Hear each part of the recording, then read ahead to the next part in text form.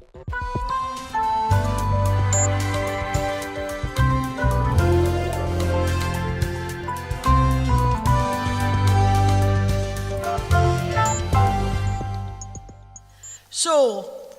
to win independence, as we've said, we need to change some people's minds. And to do that, we need to understand what it is they want and need from us if we're going to bring about that change. So the Independence Convention has been carrying out that research into what no and undecided voters really want from us, if we want to convince them, and what it would mean for our strategy and how to communicate with the public based on what we've been finding out. This research is at an early stage, but we thought you'd be quite interested in finding out, and it is quite fascinating, what we've been finding out so far. So in this session, we'll ask what people seem to be telling us about how they'll make their mind up and all of that. So I'm now going to introduce someone who's been leading that research, and he's going to be introducing the other members of that panel for this first session. Okay, so please introduce Dr. Iain Black, who's a researcher from Heriot-Watt University, and he was commissioned by us to conduct qualitative focus groups. That sounds very posh. Here he is, Dr. Iain Black.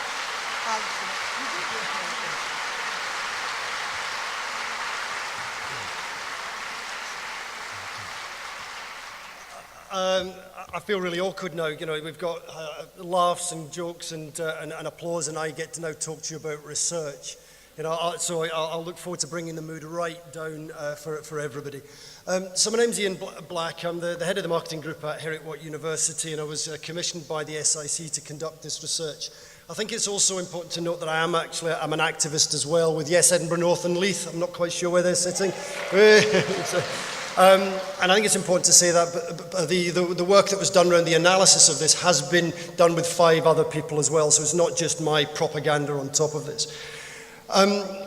Those of you who read my article in The National last week, I started with a joke, and I think it's a reasonable one to go through again now, and this time I'll see whether it was funny or not. So the joke is that there's a guy wandering around somewhere in Ireland, and he finds a local and says, "Excuse me, how do I get to Dublin?" And the local kind of strokes his chin a little bit and says, "Well, if I was going to Dublin, I wouldn't start from here." So not particularly funny. Okay.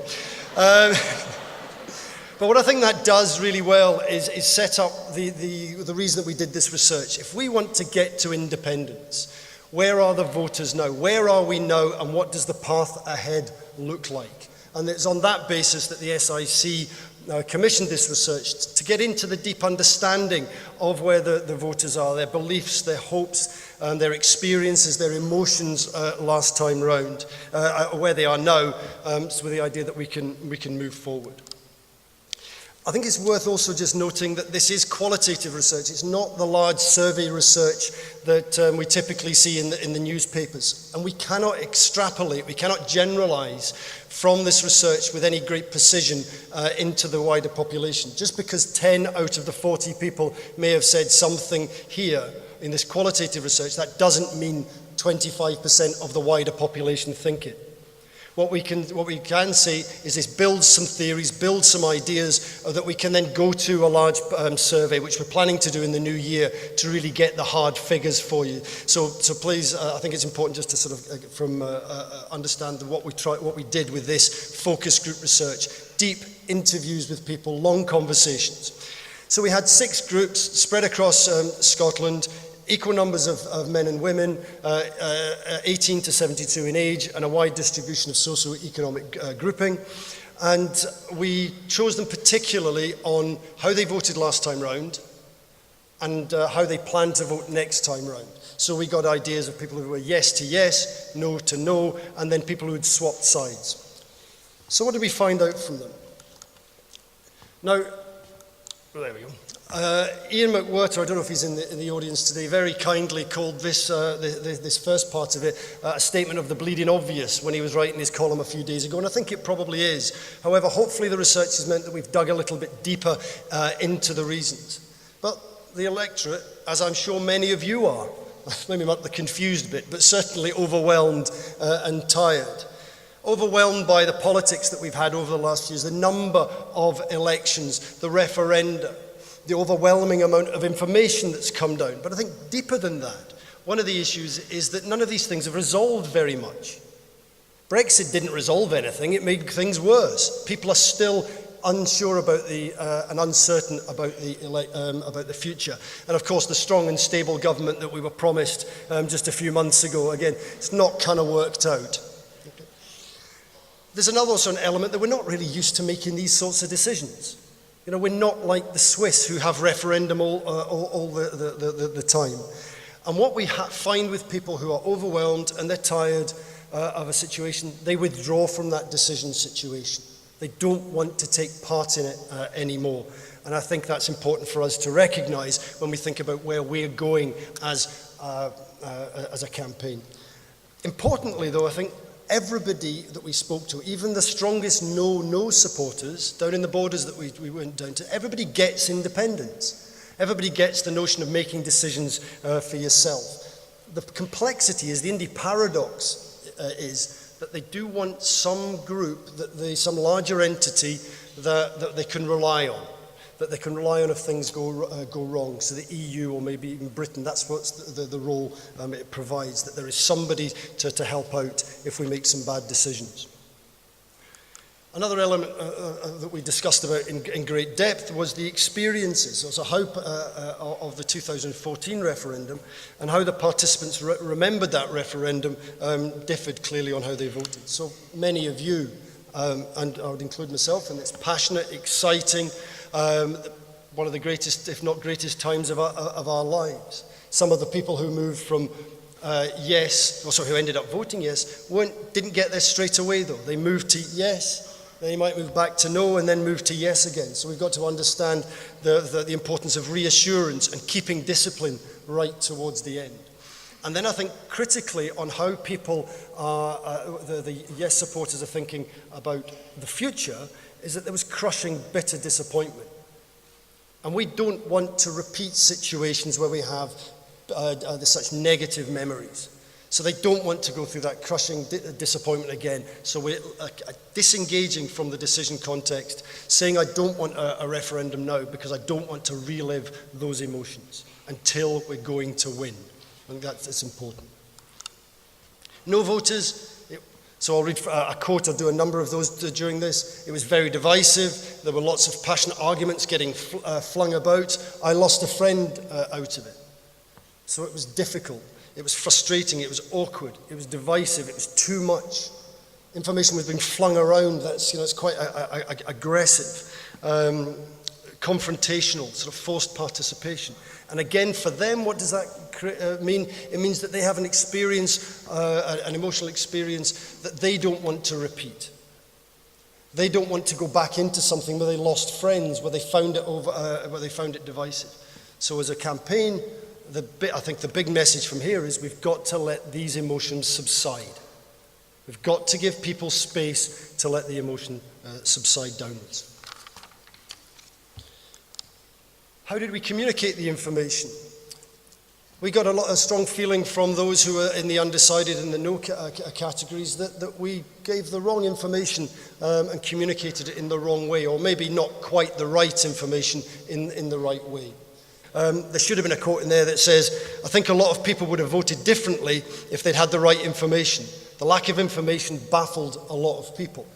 Now, I'm pretty sure that most of you here would be going, what are you talking about? We gave out hundreds of thousands of leaflets. Yes, Edinburgh West told me they gave out nearly 500,000.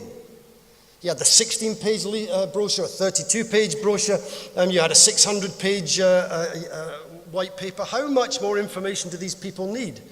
Well, what it clearly tells us is that it wasn't the information that the people who couldn't vote yes last time needed. And we can't repeat that again. We can't go on some massive paper chase where we're making the post boxes of Scotland groan under the weight. So we've got to look at the different information. So the vision for Scotland also didn't quite resonate with people. So I've had no supporters saying it was sort of hypothetical utopias all going to be jammed tomorrow. It was space unicorns and rainbows and everything was going to be fantastic. We've got to remember the character of the people we were trying to persuade. These are hard-bitten, canny Scots. You know, small c conservative, don't get your hopes up, laddie. People who've spent decades watching the Scotland football team. You know, we know the danger of hope. Okay. So we need to be very clear the next time round that we went to an unrealistic hope last time, and it has to be a possible hope next time round. Far more grounded in the here and now and the lived experience rather than in words such as prosperity and equality. What sort of information did they want? Well, they wanted the facts. Just give me the facts. No to know. But what are facts? Well, facts are known, they're trustworthy, they're undisputed. But that's not what they felt that they were getting. The problem was, because you didn't know what was fact and what was fiction. So the things that we were giving them could be disputed. It didn't matter what we said. The no side were going to cut us down and be aggressive in their rebuttals on these. Also, I didn't know very much about it. And it was just facts coming from everywhere. I was like, it was quite overwhelming, I think. So when we're overwhelmed by a decision, and you can maybe think this into your own lives, when you've seen, you've been into a bar and there's 32 real ales sitting on the casks, or there's 64 different types of coffee. Oh, geez, can I just get a white coffee, please? Can I just get a bottle of Beck's? You know, you withdraw from it, you feel anxious when you're overwhelmed, you attend to the information that supports your existing ideas, and you can't really deal with the deep cognitive thinking.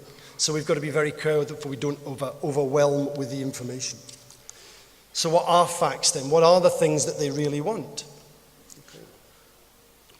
I'll let you just read that on there. Again, a not particularly funny one, okay. It's just as well I'm a better researcher than I am comedian. But what are facts? Well, they are not statistics. Okay, who gives us statistics? People that we trust, such as politicians, economists, banks, financial services, estate agents. We don't trust these people. They can be disputed. So I think the lesson that we would take from here is that we can't think that stats and rational argument are going to win the day for us next time round. The big book of facts is not going to win us the next time round. Okay, see, because you can't trust them. You don't even trust statistics that you hear. What are the things that they see as facts? Here, life today. And I think it's a really powerful short set of dialogue that we have here. Sam, you need evidence. People want evidence in front of them. Mike, you've got to look at schools, you've got to look at hospitals, and what funding are they getting? Mitch, yes. Sam, yeah. Facts are here and now. Facts are coming from places that are trusted. Your own eyes, your own ears, your own lived experiences, or those of your loved ones. Those can't be disputed. Kezia Dugdale can't come into the hospital with you and tell that you're not having great treatment, or that you're not being looked after by the nurses. That's your experience, and you own these. And I think that's a very powerful set of messages to the SNP and the Scottish Government, that what the information to move people towards yes that they're looking for is their lived experience or in public services and the economy now.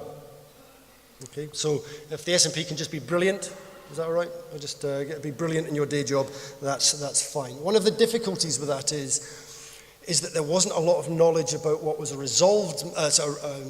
Holyrood matter and what was a Westminster matter. We were getting blamed. Scotland was getting blamed. The idea of it was the big boy over there not giving us money, the austerity thing, is not resonating. Okay, so I think that's a limitation that we have to address. We also, if we think about how we said it, I know it's been introduced by Elaine as well, we were talking and we weren't listening. We got an example of one of the individuals in one of the undecided groups who was actually about as undecided as I am. He was a member of RIC, and he really wanted to start telling everybody how wrong they were. Every time something came up about the economy, he would launch into the big book of facts of why they were wrong, and that it was the institutions, and it was the establishment, and it was the Tories, and it was neoliberalism. And the response from the rest of the group was just to go like this. Put their head down, didn't want to engage, nodded, aye, son, you're right, didn't want to engage. And I think that many of us were probably guilty of that sort of conversion when we were out there campaigning. So we've got to start listening rather than talking. They also didn't really enjoy the identification canvas particularly. The going along, knocking the door, are you a yes, are you a no, thanks very much, and off you went. They wanted conversations, they wanted a why, they wanted to explain where they were and be listened to. And finally, I think the element there, we need to dial back the volume.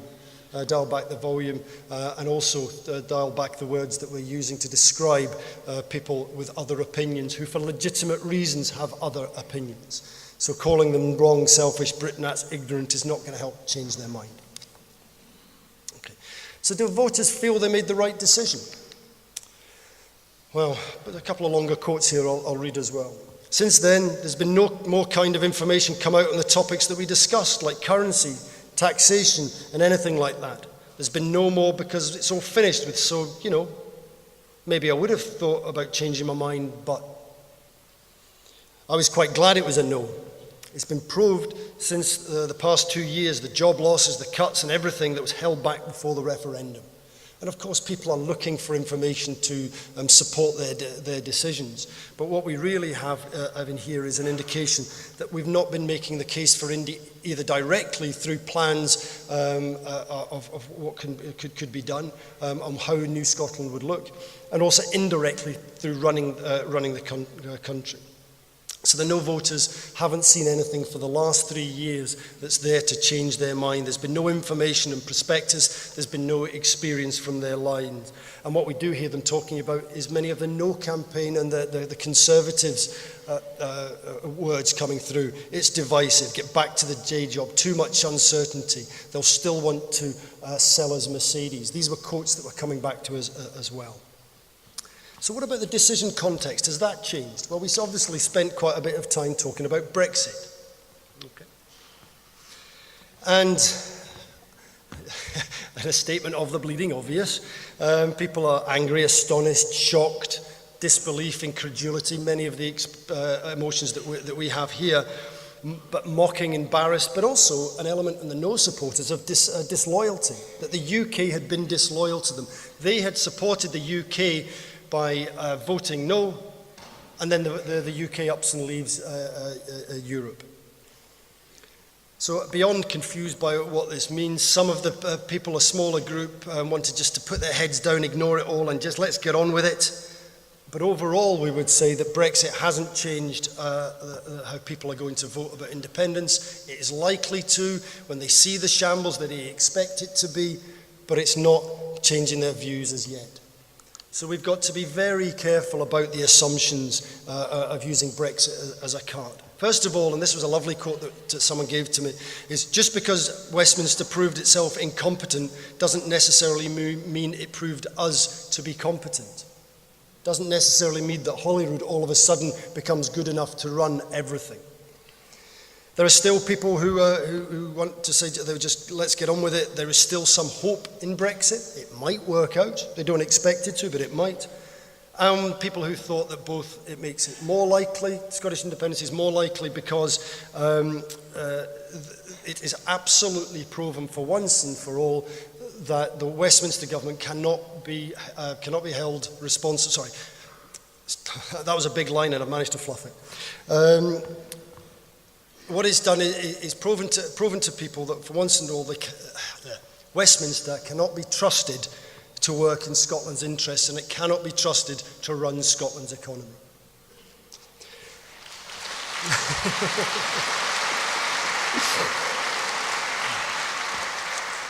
Was that a sympathy clap, or was it for the content of what I said? But there's also the democratic deficit issues, and there's also a way of us getting back into Europe. So there's clearly other reasons why it makes it more likely, but it makes it less likely because of the confusion on top of confusion, uncertainty on top of uncertainty element that it's brought. And it also has proven once and for all the danger that can be had from listening to politicians. You listen to politicians and bad things can happen. But ultimately what they're saying here is that not wanting to get involved with something of that stature. So should we have another vote on Scottish independence? Oh, I didn't hear you. Sorry, I wanted to do a panto gag through the entire time of this, with Elaine coming on and being here. So that was as close to my panto gag that I'm doing. So, should we have another vote on Scottish independence? I think it's too close. I think that even if you do it again and it's a no vote, then that's it. For me, there's no momentum. People are fed up voting, fed up listening, fed up being told, fed up being lied to. Until that climate changes and until we see how bad it is down there, we are not going to find that strength or that belief again. And that may be where a lot of you, or some of you, feel as well at the moment. Let's deal with Brexit first and then think of Scottish independence, possible Scottish independence after that, so we know where we are, where we're standing to begin with. So that uncertainty on top of uncertainty. Or the more direct quote,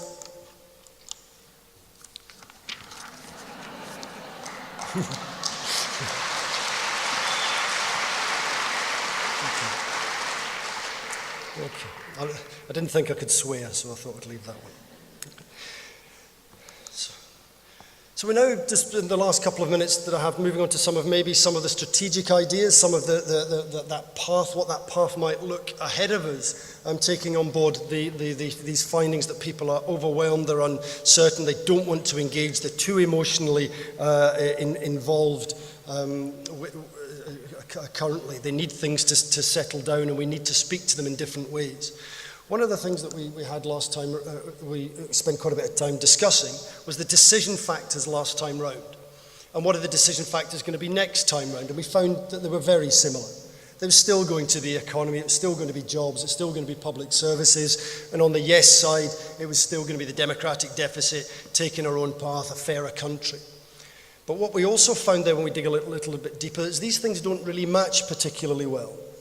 They're talking, the no ideas are very concrete, they drive up a lot of emotion, because you can imagine what it's like not to have a job.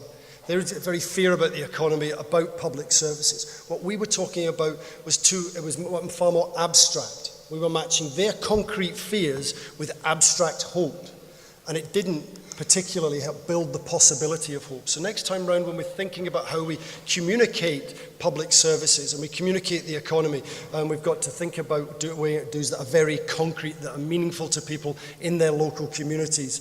Just as they were telling us lies about how many jobs would be lost in the HMRC, we've got to be telling them about how many jobs will be made from the Scottish HMRC. We need to be matching the level of information there. So where we are, what is our trajectory towards success? What does the path look like? What should we be doing now? And I think there's a couple of quotes that really encapsulate as the basis of what we need to be doing.